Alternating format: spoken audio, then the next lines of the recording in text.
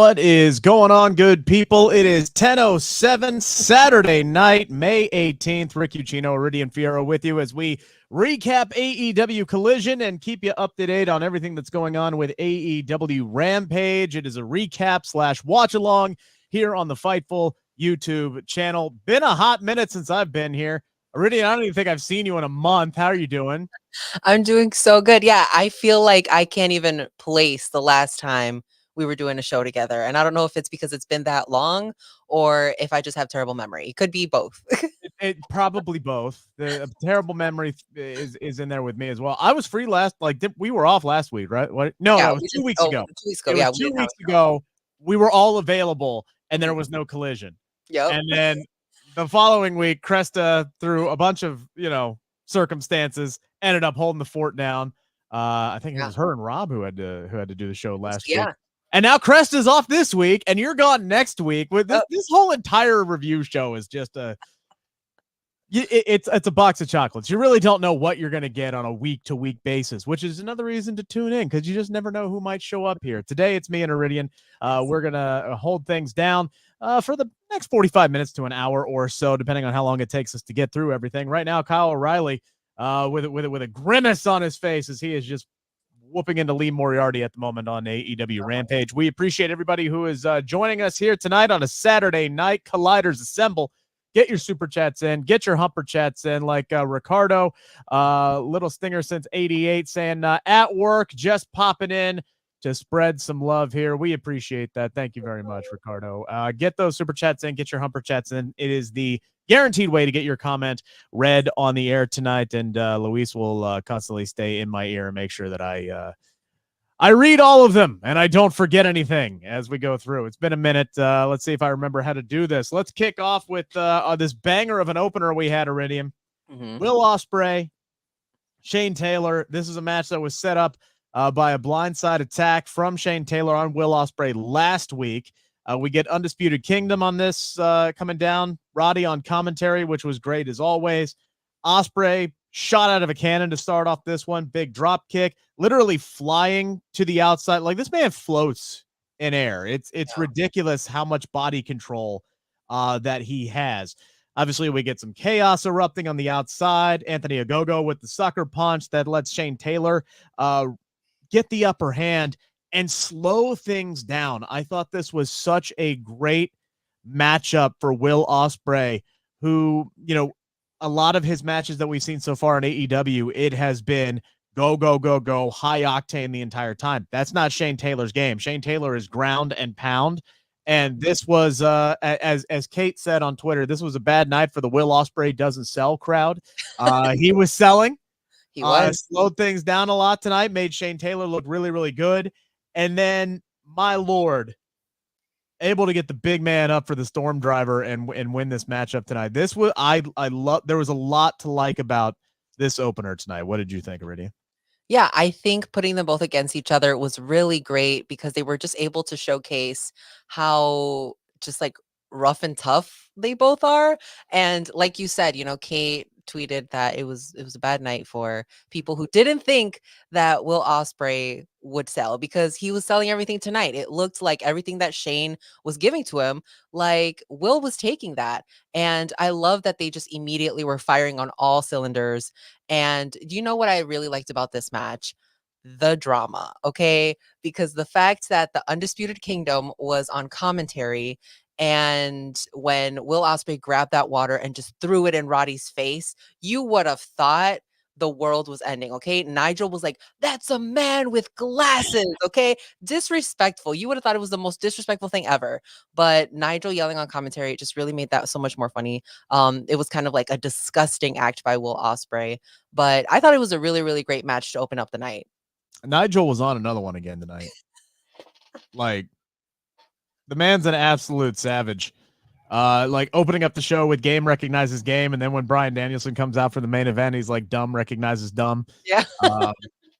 Just little things like that.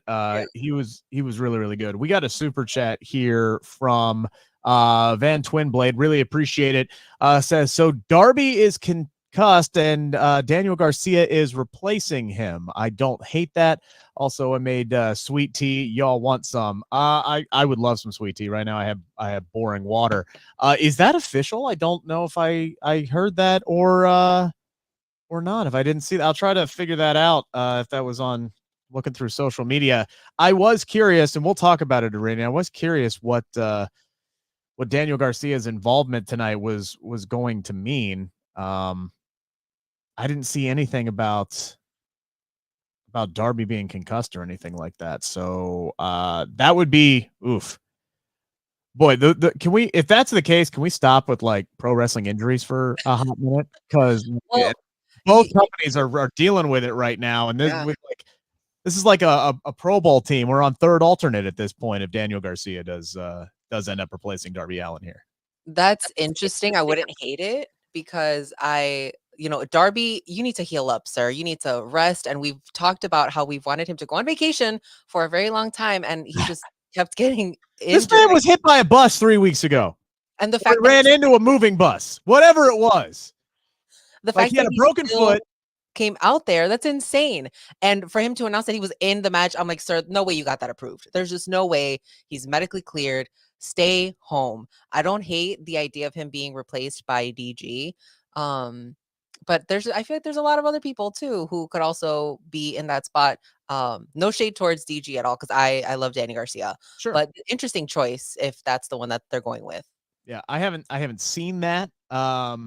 Like I said, if maybe they said something on commentary on Rampage. Obviously, I don't have the volume up right now, but if I get any, I'll keep an eye out if I see anything like that. But Daniel Garcia's involvement now that he is on Team AEW, I do like that it's continuing to grow. Right, you have those.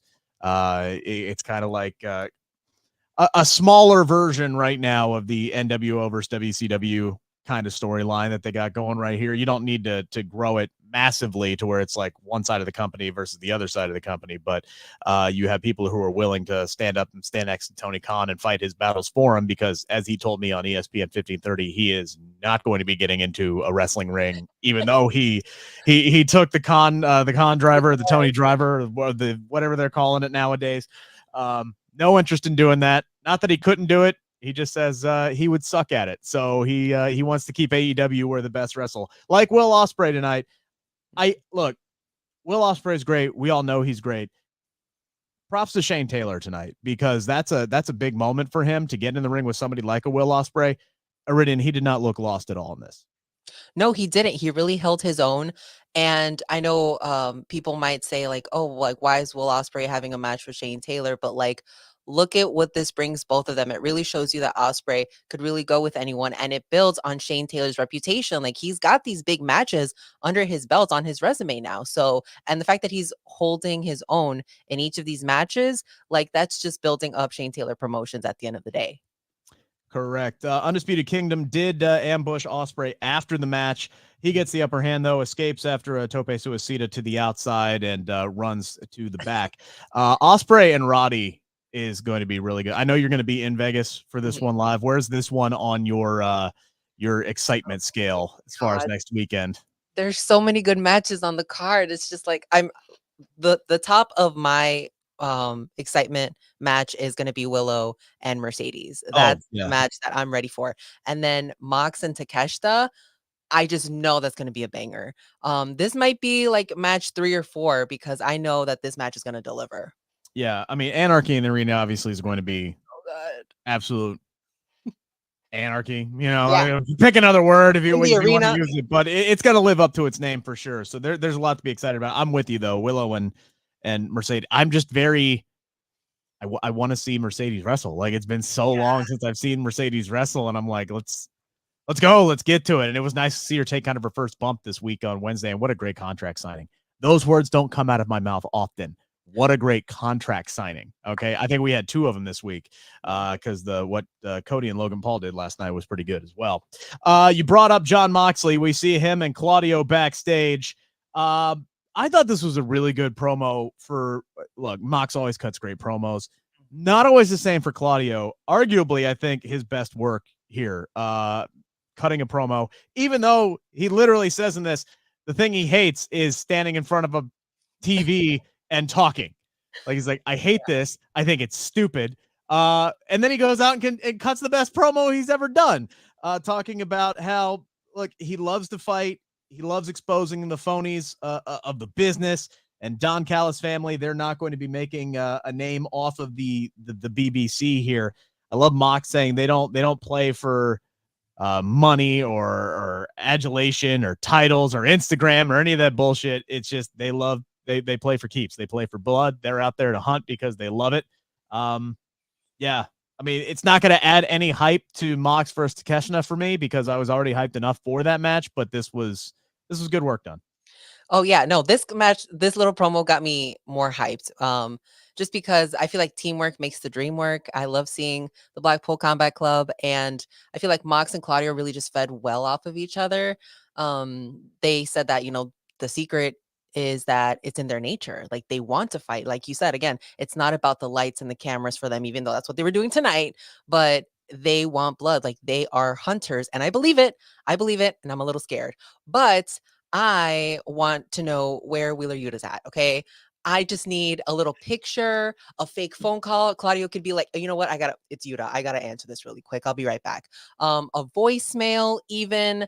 I know he's been struggling with some concussions, but Yeah. it's all like we can always be reminded that Wheeler Yuta's still in the Blackpool Combat Club. Yeah, I believe that was an update that Sean had on Fightful Select this week. Best $5 in the business, by the way. Subscribe, get all of Sean's great work. A lot of contract news, a lot of injury news. I'm still waiting for the email to come across my desk that Becky Lynch has resigned with WWE. We're down to like 2 weeks and a couple days here, so I'm not sleeping well at night, waiting for this contract to get freaking signed already. Another super chat from Van Twinblade saying, also St. Louis SC, get it together. This shit is fucking embarrassing. Only goal we got tonight against FC Cincinnati was an own goal. Depressing. Yes, the orange and blue of FC Cincinnati, where I'm from, winning 3-1 tonight. So that's six in a row. Six in a row for the orange and blue. Thank you. I'm glad one of us understood what I got it. And Twin Blade was talking about. So sorry. But 10 out of 10 for you for participating. hey, the Reds suck. I need something to hang on to right now, and FC Cincinnati's it. They're cooking with gas at the moment. So, hey, thank you, Van Twinblade, for remembering where I'm from. I appreciate the engagement on that one. Get your super chats in, get your humper chats in, guys. We're gonna read every single one of them throughout the show. By the way, I said Luis earlier. It's Drew that's on. Drew, I apologize. Shout outs to you, Drew. You're my boy, Drew. Let's hook these next 3 matches together here, Iridian, to save a little bit of time as Roosh is making his way down to the ring on AEW Rampage. It's going on right now. Van Twinblade says I suck. I'm sorry. Anyway, so these are all the qualifying matches because now we have to have qualifying matches for the FTW Championship, Iridian, which I think is so ridiculous, but it adds to the ridiculousness and just the over the top. I don't even know how to describe it. What Jericho is doing right now with the whole learning tree thing, like he is just being intentionally disingenuous with all of this and so fake and so phony, and he's doing it. He knows having qualifying matches for the FTW Championship is a ridiculous concept because it's not even a recognized title. And I've always had a hard time buying into anything with the FTW Championship just because it's just kind of there. It was cool when Taz brought it back for like a hot minute, but I feel like it's been floating around for a little too long now, especially since there's already so many real championships in AEW at this point. But now they're like building this whole thing around the FTW Championship and Chris Jericho holding on to it. We got Hook versus Johnny TV. We got Shibata versus Rocky Romero. And then we got Brian Keith versus Bear Boulder. Let's start with Hook versus Johnny TV. Always great seeing Johnny and Taya Valkyrie on the screen. I'd like to see them more often, especially with so many people hurt right now. Taya provides a distraction to give Johnny a chance to go for the Superstation, but he misses. Hook locks in Red Rum to pick up the win here. We knew Hook was winning this one. Pretty good back and forth here. What'd you think? You know what?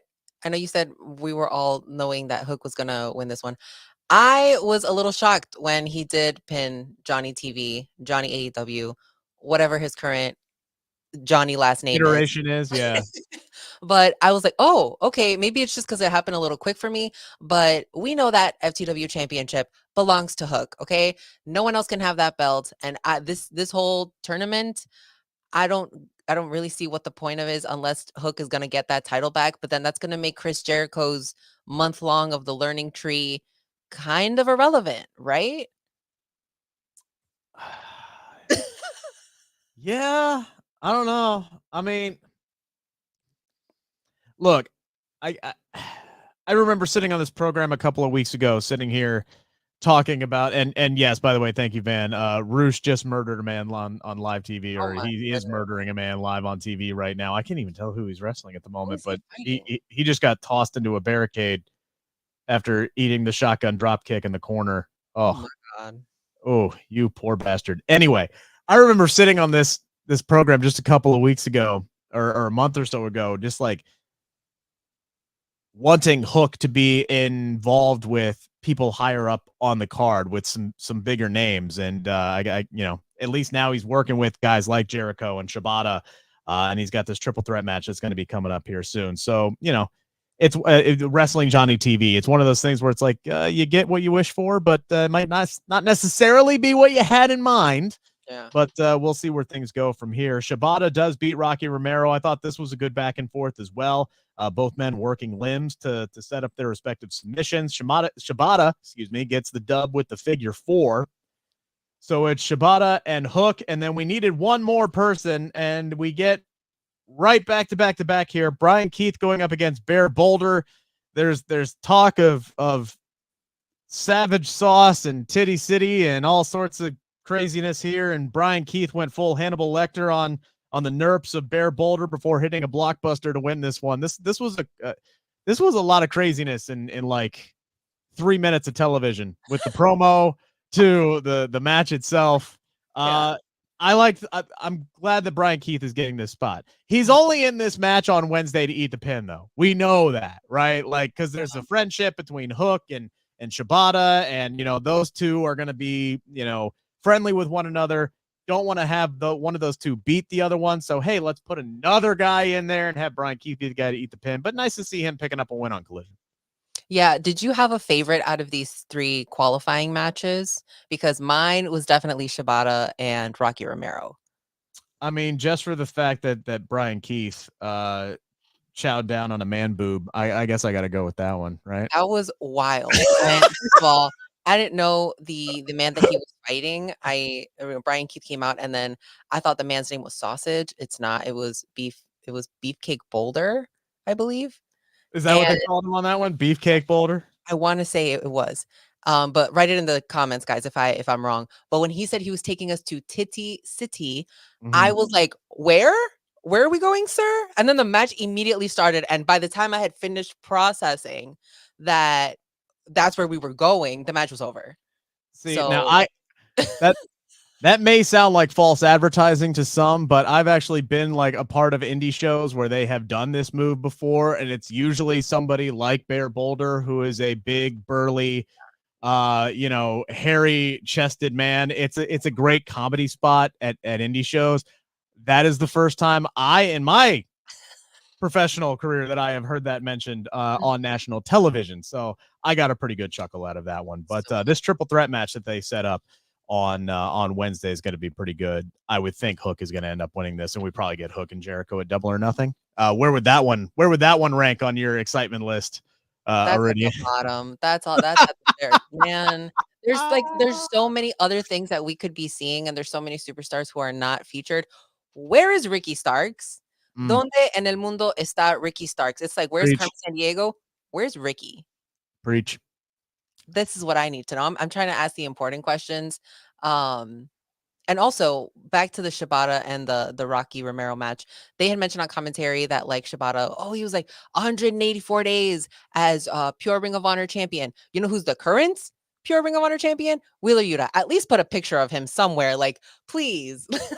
Can we get Wheeler Yuta on a milk carton? Can we get that? Like On one side is Ricky Starks, and on the other side is Wheeler Yuta. Okay. this wouldn't be unprecedented, right? I mean, this was like when Oh my God.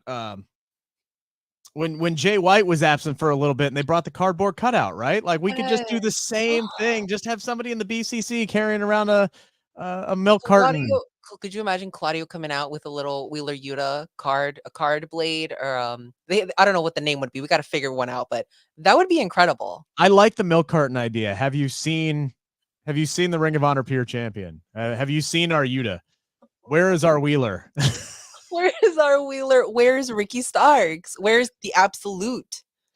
It was very interesting to hear Ricky talking about that. I wish I could credit who he spoke to, but basically saying he don't know why he's not on TV right now. So, and we want Ricky on TV. Clarification, everybody. Oh, of course we do. Like, in case anybody was like, why are they talking about it? Because we want to see Ricky Starks on TV. We want to see him in these pay-per-views. And that brings me to Danny Garcia possibly joining the team of FTR and Bryan Danielson.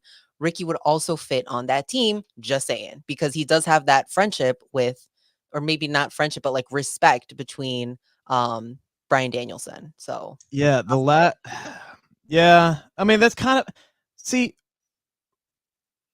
go back to it's interesting that you bring that up because you go back to when the BCC really kind of first formed and Moxley brought Danielson into the group, right? It was like, hey, we fight together, we bleed together, and then we're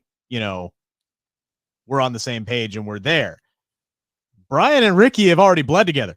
Yeah. Twice. All right. You remember the t-shirt? He came out with a t-shirt and people were like, oh, he's maybe going to give it to Ricky. And I want to say that was the time when he was with Big Bill and Big Bill was like, no. So they just left the ring. But Bryan Danielson had an extra t-shirt who could possibly have been teasing joining the BCC. I don't see what have happened, but there was that sign that there was respect there. Yeah, there's a lot they could be doing with Ricky. And, you hear the reports that Bill and Ricky, once they lost the tag team titles, they were ready to go on and move their own separate ways. There is no reason. All right. And I'm sure whatever it is, TK has a reason. That I always try to keep that in mind, that there's got to be something that's going on that we don't know about, whether it's justified or not. Like, you're not just going to keep a talent like Ricky Starks off television for no reason. Like, I got to feel like there's some particular justification on Tony Khan's mind to not have Ricky Starks, whether it's, as Eddie says in the chat, he's a CM Punk guy, whether it's the fact, and he's basically getting punished for that, whether it's, and I'm not saying that, I'm not reporting that, by the way, it's just okay. one thing that's being thrown out, but FTR, exactly, FTR's friends are CM Punk guys as well. I really hope it wouldn't be something of as much as, oh, Ricky Starks went to WrestleMania 40. Who cares? How many times have Bayley and Mercedes and Naomi been at each other's matches with every different company? So it's like none of those things to me add up. No, that right? At all. None of those things add up unless Tony just thinks when Ricky's contract is up, he's going to go and sign with AEW with WWE because Cody and Punk and all of his friends are over there for some reason, and he doesn't feel like he wants to invest in him. I don't know. Again, all speculation. Nothing adds up to me on this one. I'm sure there's a reason. I don't know what it is, but damn it, Iridian, the Revolution needs to be televised. Why the hell is Ricky Starks not on our TV screen? That period. I absolutely 1,000% agree with you. Where is Ricky Starks? Put him on TV, Tony Khan. Okay, put him on TV. Put him on the pay-per-views. He's a main event guy. Put a championship on him, and that's that. Like, Collision should be his show. He should own this show. God. He should own. Don't even get me started. We need to I can't go on a rant here. I can't. We got a super chat here from Misha Samara. I am here for Will Ospreay doing what the UK indie scene knew he would do. If either of you are over here for All In, I will buy you a pint. Oh, that sounds amazing. I don't have a passport or money to travel overseas, but I don't have money, but I very much appreciate that. That is so kind. Genuinely so kind. I appreciate that. If anybody, by the way, sees me at a show in the United States and wants to buy me a pint, let's go. Let's effing go. Oh man. Same goes with me. I'll be in Cleveland. Anybody going to Cleveland? All these exotic places. We're going to the UK. We're going to Lyon, France. We're going to Glasgow, Scotland. Next show I'll be at is in Cleveland. the Rick Ucchino tour. Make sure your tour dates line up so people know where you're at. So far, it's Cleveland and Vegas. That's where I'll be next. Not this weekend's Vegas, but next year's Vegas. Those are the two travel plans I got. Make sure to keep getting those super chats in, get those humper chats in. By the way, all 1,700 of you who are checking out the show right now, thank you so much for joining us here on a Saturday night. Make sure to subscribe to the Fightful YouTube channel if you haven't already. Give this video a thumbs up as well. Really helps drive the engagement and brings even more people into the conversation here on a fun Saturday night. And again, get those super chats in, get the humper chats in. That's the best way to guarantee to get your comment read on the show tonight. We had Pac, the bastard, getting interviewed by Lexi backstage, getting a response to the cheeky comments from Bullet Club Gold. He calls them very funny chaps, says their hilarious behavior would usually ruffle his bastard feathers. But he's kind of emotionless right now. Iridian says he hasn't felt anything in weeks, begs the locker room to try harder to make him care, and be careful what you wish for. We go to commercial. We come back from commercial. We get the Bullet Club Gold entering, and then we see a hobbled, beaten, battered Pac at their feet with Jay White holding a baseball bat. And then he talks into the camera. He's like, do you care now? I'm paraphrasing here. I believe that was along the lines of what he said. I should have actually, written it down in my notes. I didn't. That's on my part. But that would make me care if somebody just stove me in with a baseball bat, Iridian. What do you think's going on with Pac here? He's going through it. Okay. He's having a rough week. Aren't we all? Well, he is the embodiment of the rough week that we've had, because when I tell you, I yelled when I saw him laid out on the floor in front of Jay White. I was excited to see the Bang Bang Gang. I was like, all right, like, what are we going to do? What are they like if I'm part of the group, what are we going to do? I was like, what are they going to do? Like, let's see what happens. And the music hits and they go to Colton, and Colton usually like winks at the camera, but this man is panting. He looks like, yeah, I was going to say, steps. That's the first thing I noticed. I'm like, why is dude bro like exhausted? Like, looks like he's breathing in the cameraman's atmosphere. He's just like soaking in everything. I'm like, what is happening here? And then the whole circle around, and I'm like, oh, okay, I get it. Yes, and they finally zoomed out to Jay White, and then Pac's on the floor. I was so shook, but I was living for it. But I was kind of upset that we only got to see the Bang Bang Gang just for a little bit. Like could have at least dragged them into the ring or something, and then like, I don't know, done something else and then left. But it was what it was. I thought it was a really good spot. Pac is just so scary. The fact that someone could just ambush him like that, that's crazy to me. We got Thunder Rosa running down to the ring here to help out Robin Renegade, who was getting a beating put on her by Deonna Purrazzo here. Deonna, watch out. Oh, and Deonna just takes out. Oh, stay on top of her. Don't just walk away. As Swerve would say, that's a bitch move. What are you doing? Stay on that. Dang it. All right, whatever. I wanted to see him fight more. All right, anyway. We get Nick Wayne backstage with Christian Cage. Oh, mm-hmm. I love the history between Nick Wayne and Swerve Strickland is one very, very real. It's an awesome thing. There's a lot of big moments. Nick Wayne's only 18 years old. He's had some big moments in his career. A lot of them have to deal with Swerve Strickland. So I love that they keep circling back to this, and both of them being from, the Northwest, both of them coming through Defy Wrestling. It's nice to lean onto that history. Nick telling Christian Cage backstage that he fully plans on beating Swerve on his own this coming Wednesday. And he had a match a little bit later on in the night that we will talk about. But we get a battle of the Cassidy brothers here. Not really related. Orange Cassidy, Isiah Cassidy. We get Don Callis watching this one backstage. He's trying to wine and dine Orange here. I find that to be very, very interesting. But before anything goes on with that, we got business settled between Orange and Trent Beretta. Mm-hmm. Trent coming down the steps in this matchup, causing a distraction, allowing Isiah Cassidy to get the upper hand in this one. Isiah working the lower back for much of the match, not allowing Orange to hit beach break early on. Really, really pretty spin kick from Isiah in this one. He gets some unintended assistance from the referee that allowed him to hit a swanton bomb onto the lower back. But Orange Cassidy prevails, as he usually does, works up enough strength to hit the beach breaker for the win in this one. Then afterwards, we get Orange just sucker punching Trent Beretta here as Lexi interviews him, challenges Orange to a straight up wrestling match at Double or Nothing, claiming that Orange Cassidy cheated the last time that these two fought. So he says clearly Trent is a better professional wrestler than Orange Cassidy. He would win in a fair fight. There's a lot going on surrounding Orange Cassidy, Trent Beretta, Don Callis, Isiah Kassidy. Great performance tonight, but from a storyline perspective, he didn't have nothing to do with nothing tonight. What did you think of? What did you make of everything going on here? Yeah, I liked the match that they both had. I think they were really they were a really great matchup because I feel like they're kind of similar in like their quickness and like kind of what they do. I need Don Callis to close his eyes when he sees Orange Cassidy. Okay.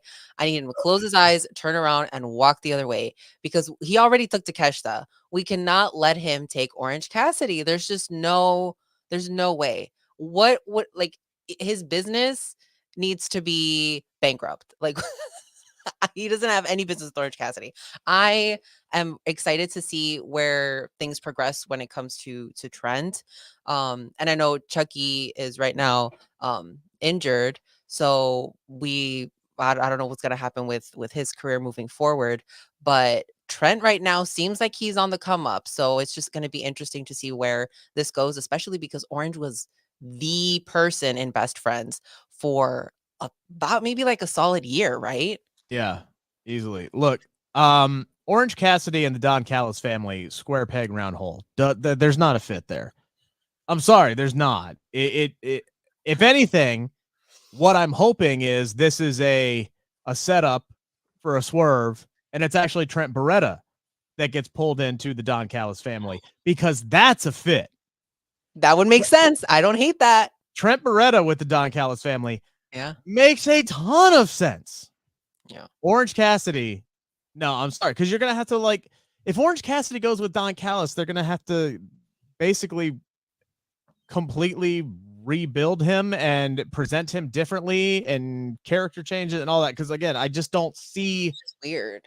Like Orange has had a natural evolution since he came to AEW, where many saw him as a comedy relief act, right? And he's really grown into a guy you don't have. He used to have to be coaxed into trying in matches, and now like he's putting on banger after banger after banger and fighting for championships, and he's really built from a character perspective that work ethic, right? And he's been a guy who's honestly helped carry AEW for a long time. He's still massively over. It was nice to see him kind of if they were going to turn him heel, right? They had an opportunity to do it when he lost the international championship. Yeah. And he was slowly starting to deteriorate for the fact that he didn't have that anymore. And we saw that. It feels very much like what we saw with Kofi Kingston after he dropped the WWE championship. And then an injury happened and they scrapped that entire storyline. Yeah. And then we're seeing it with Orange Cassidy here in AEW. And then an injury happens. Mox gets hurt. He drops the title to Rey Fenix. Rey Fenix then drops the title right back to Orange Cassidy, and everything got dropped, and Orange was right back to where he was before he lost the belt to Moxley. And, that was the opportunity to do it. This doesn't seem like a fit for me. Trent Beretta, though, could really, really benefit from the added spotlight that is the Don Callis family for me. Yeah, and with Hobbs being injured right now and him really only having Takeshita and Kyle, I think Trent could be the main guy in the Don Callis family, and it would be believable. Let's see. Two Throw for Life one asking, are they going to put Deanna and Thunder Rosa at least on the pre-show for Double or Nothing? I would assume so. I know Sean reported earlier this week that, or maybe it was even earlier today, there's 2 or 3 more matches that are being talked about for Double or Nothing. You could sign me up for 3 women's matches on the main card. Absolutely. For a pay-per-view. especially Like, if it's going to be Deanna and Thunder Rosa. Like, we yeah, why already not? know that those women can go. So absolutely, why not?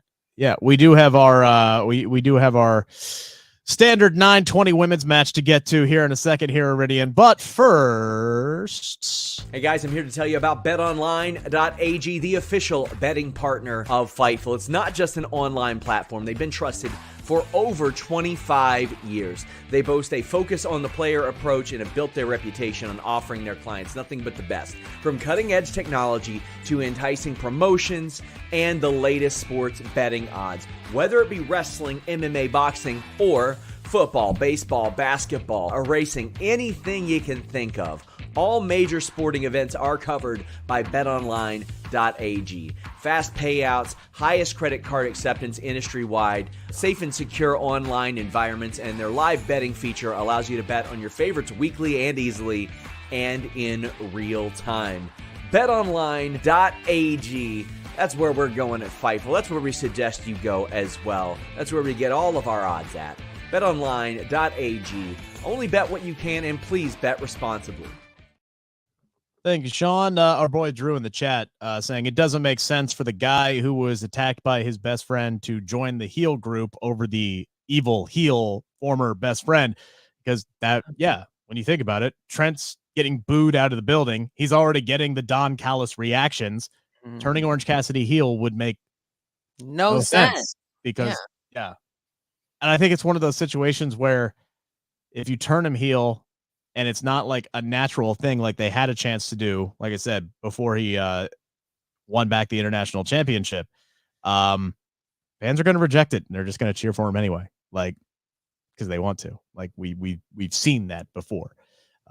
It took Becky Lynch a long time and that big time Beck's character to get people to hate her, and she was still doing some of the best work, character work in her entire career. But we get our women's match here tonight. Serena Deeb versus Anna Jay. Serena Deeb's just a joy to watch work. She's such a tactician. She's so smooth. Her offense makes sense. She's constantly working Anna Jay's knee in this matchup, but Anna got a lot of offense in herself. She came to play. She's somebody who just continues to improve, and I know she's been racking up wins in Ring of Honor, but you know, whenever she gets the opportunity to go up against some of the best in AEW, she continues to show again that improvement that she has made since coming to AEW.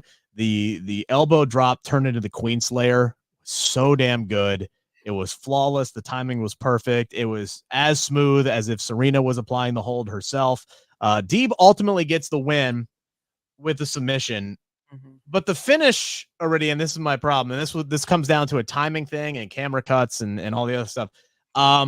It was ultimately secondary to Luther walking down to the ring to steal Serena Deeb's flag. Like that happened as the match ended, and it was almost like, oh yeah, there was a match, but that doesn't matter because now the focus is on Luther, and we're going to the post-match thing to set up the angle for the upcoming pay-per-view, right? So again, it was just kind of a timing issue, just a little nitpick on my part. I think the ending to the match itself should have had a little bit more focus, but I'm sitting here and I'm wondering, okay, why the hell is Luther taking the flag? And then he walks up and there's Mariah May and they're holding it up. And I'm like, oh, okay. So is Tony going to try to run through this thing? Like, you know, she's at a high school football game. Is she going to cut it? Is she going to do some other weird things with it? Yeah, weird is what happened as she gets behind this semi-transparent flag, takes off all of her clothes and wears it as a towel and proceeds to strut down the ramp, kicking her shoes into the crowd. And then, yeah, Serena did exactly what anybody should do in that situation. She tries to chase down the naked person whose ass she wants to beat because she knows they can't defend themselves.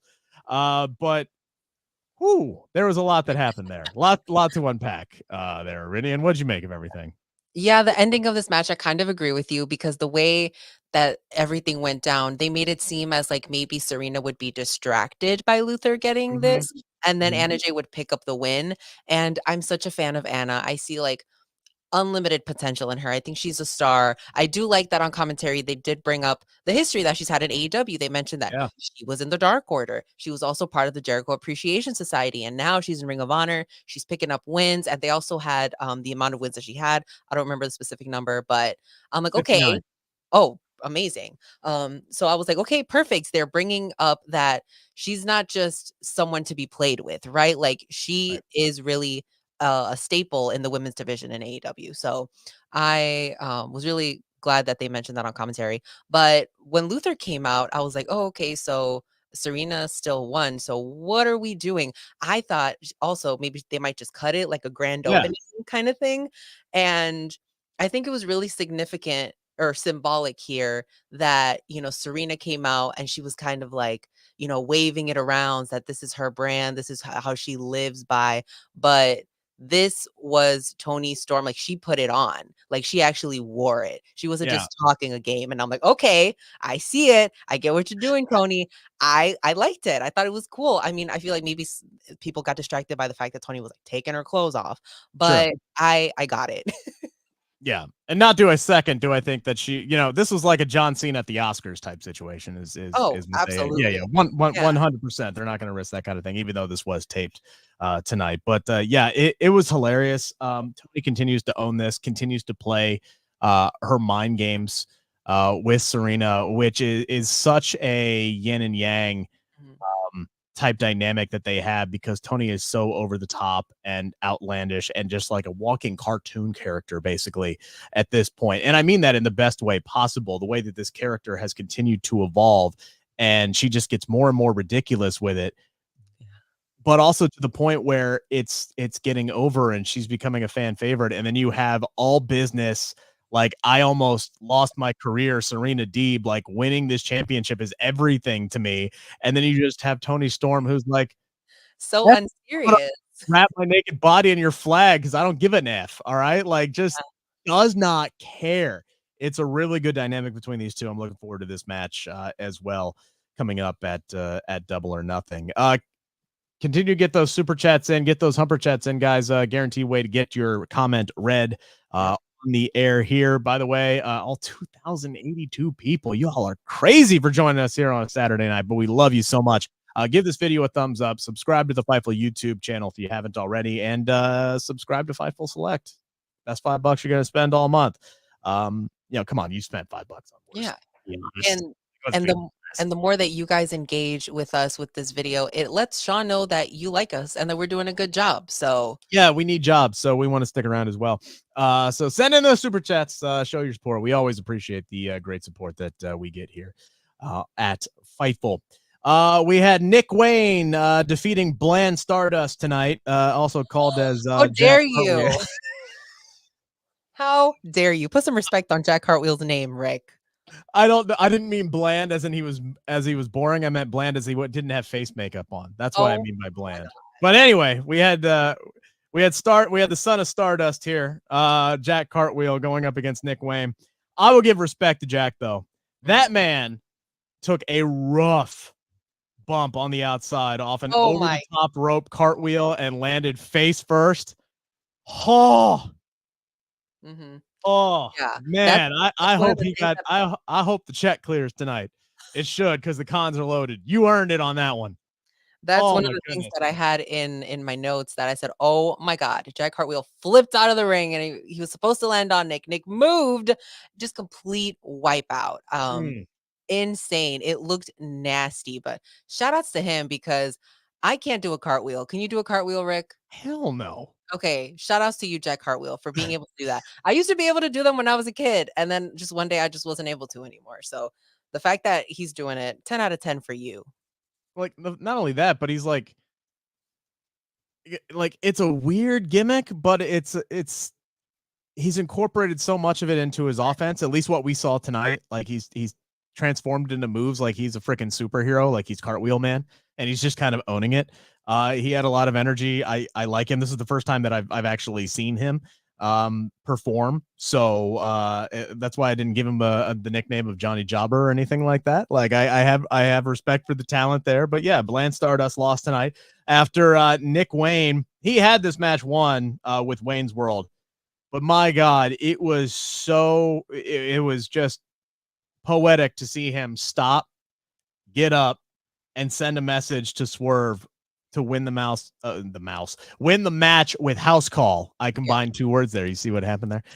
To win it with a house call and just send a message ahead of their match this Wednesday on Dynamite. In that promo that he had earlier, he told Christian that, under his guidance and tutelage, he's transformed from a boy into a man, and he's learned so much, and he's such a different wrestler now. He's grown a lot. You could see it as far as his performances. That was just, I don't know if that was his idea. I don't know if that was somebody's producer's idea or Christian's idea. Whoever it was a brilliant, just in what was essentially a time filler match, right? Mm-hmm. It was a brilliant ad here to build onto what we're going to see out of Nick Wayne and Swerve on Wednesday. Yeah, and you know what's interesting? I liked that, how they made that connection because a lot of people were confused as to why Christian and Swerve were, the match.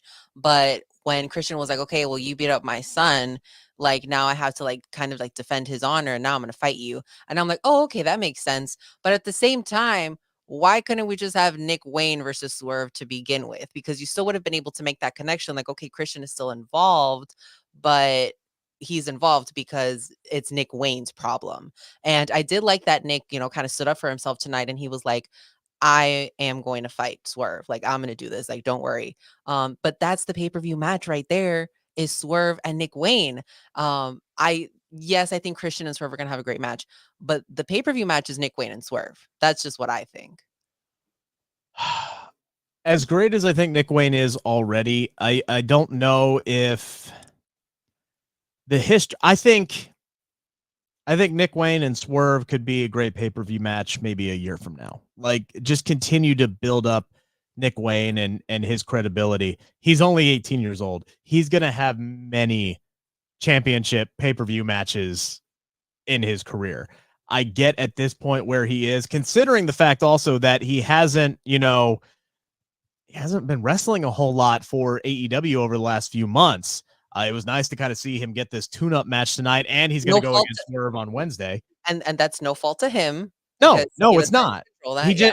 He just wasn't really in a position where, hey, he's got history with Swerve, so let's give him the title match. Like, I understand why Christian was put into this spot.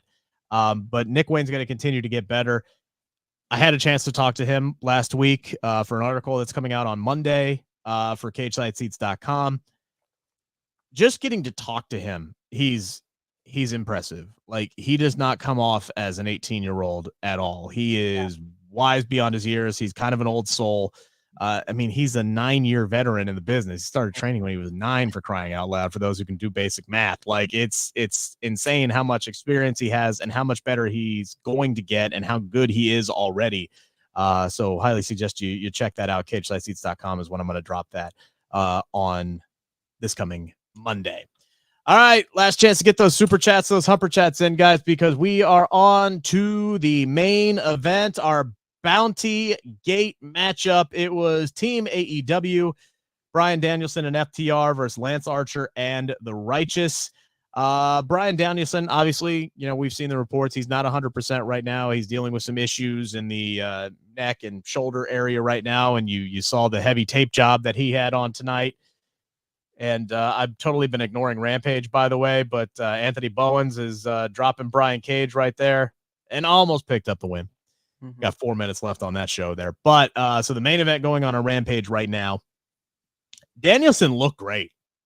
Like, I think it was really smart that they let FTR and The Righteous and Lance Archer kind of carry the first 10 minutes or so of this match, and then let Danielson get in, finally toward the end there.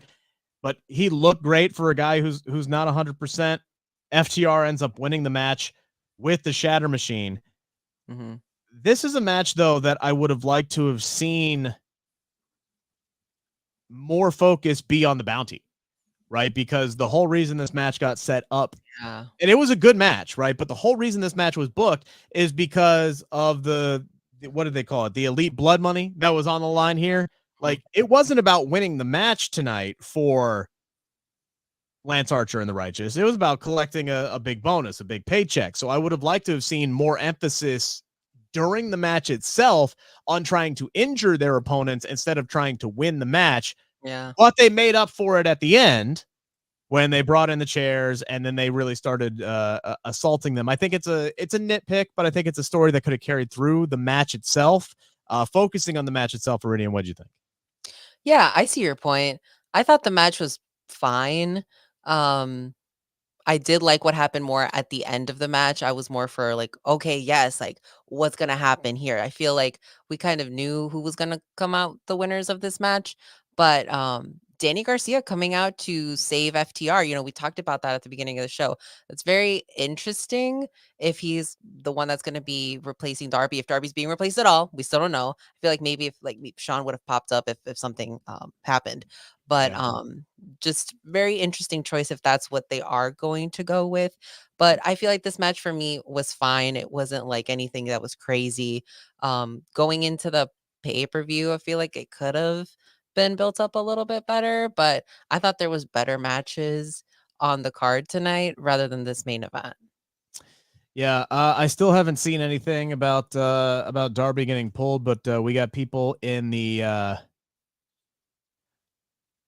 chat who are saying that Bryan Danielson FTR are out for Dynamite this coming week. Also, Van Twinblade saying that Orange vs. Trent has officially been announced for Double or Nothing. Had a feeling that was going to be coming. So that was my thought, is because you had Lance Archer, dropping cash on the chair with the blackout. My thought would be with Daniel Garcia running out, he would be making he would be another late addition, maybe taking the place of Cash. Like they could write off Cash in an injury from the main event, and it wouldn't be FTR as the team together. It would be, Dax and Danielson and who's the other, Darby, and then you throw in Daniel Garcia, because a lot of people wanted Daniel Garcia to be the replacement. That Darby ended up being in the first place because Eddie Kingston was hurt. So if they continue to just keep churning this out and are constantly changing people and having Team AEW have to find replacements and get more people to jump on the pro Tony Khan team and go up against the Young Bucks, it kind of does add more to this story here a little bit, doesn't it? Like if the Elite are just doing things like they're throwing out bonuses and guys are getting hurt and they'll take anybody out, it just adds to this monarchy here that they're kind of putting together. It's no longer like they're taking over everything and you're either with us or you're against us kind of a situation. I needed more shenanigans tonight. Okay. Do you remember when DX they stole the bounty and they were like in the bathroom with the suitcase full of money and they were like running around and everybody was trying to like get this bounty from them and they were having fights in bathroom stalls, like in the middle of the halls. Like if there was a bounty tonight, it didn't seem like there was until the end of this exactly match. So maybe it wasn't a good enough bonus. I don't know what it was. I don't know. Hopefully they got it because they did their job tonight. Brian Cage beating Anthony Bowens in the main event of Rampage tonight. So that's crazy. There we go. How about that? One last thing I'll say about the main event. I don't like Lance Archer with other people. I think Lance Archer needs to be. You want him all to yourself? He needs to be having singles matches. Why? Like his name is Murder Hawk Monster. Why do you need to be paired with other people? Your theme song literally says everybody dies. What are we doing? What's happening? I have questions. I mean, I kind of wish they were doing more with the Righteous. I think those two guys are insanely talented and I like them. No shade to the Righteous because they're growing on me, but I feel like the Righteous could be their own thing, and then Lance Archer also their own thing. And they also mentioned Jake Roberts on commentary. I was like, what is going on? Like, was he even out there tonight? I didn't see him. No. Like, why are you talking about him then? It doesn't make any sense. I was very confused. This main event just kind of threw me off. Orion Ben 666 in the chat. Iridian wants everybody to die. It's in the theme song. Like, it's self-explanatory, and it's just not explaining itself at the end of the day. Like, you are going to say, oh, he's such a like big guy and he's such a threat in the division, and then he's losing, and then you're pairing him up with other people. It just doesn't make sense. It's not, the math ain't mathing for me on that one. I mean, look, he's a guy we've talked about numerous times, and Yeah. we like literally outside of him winning the IWGP United States Championship off of John Moxley, somebody else's belt, and I think that was a Texas Death Match that I believe was the main event of Dynamite. Like, what is his second biggest win in AEW? Precisely. Iridian, tell the fine folks where they can find your work. You guys can head over to Rest Friends on YouTube. You can find our podcast there. I have some really good interviews. And also follow me on Instagram, Twitter, Threads, TikTok, Iridian_Fiero. Honestly, I'm just throwing them all out there, seeing if one sticks. All right, fair enough. You can follow me at Ricky Chino, as it's spelled on the screen there. Twitter, Instagram. I think I'm still on Threads, although I literally haven't posted there in months. But if you want to follow me there, great. Have at it. I do a lot of stuff. Local radio in Cincinnati, both sports and news. I write for Sports Illustrated about those terrible Cincinnati Reds. And then, pro wrestling for here, SB Nation. Again, my conversation with Nick Wayne will drop on Monday. I think that's about all I can come up with. It has been a long day, folks. I started work at 4 a.m. this morning, so I am ready to get to sleep. Thank you guys so much. Incredible audience here tonight for our Collision post show and our kind of Rampage watch along, even though I kept forgetting to watch it as I was hosting a show. It's hard to host a show and watch something at the same time. I didn't even have it on, so you're one step ahead of me tonight, okay? Right now we got Mad Max on. I'm gonna watch this and I'm gonna fall asleep to Mad Max. That's what's gonna happen. Have fun in Vegas next week.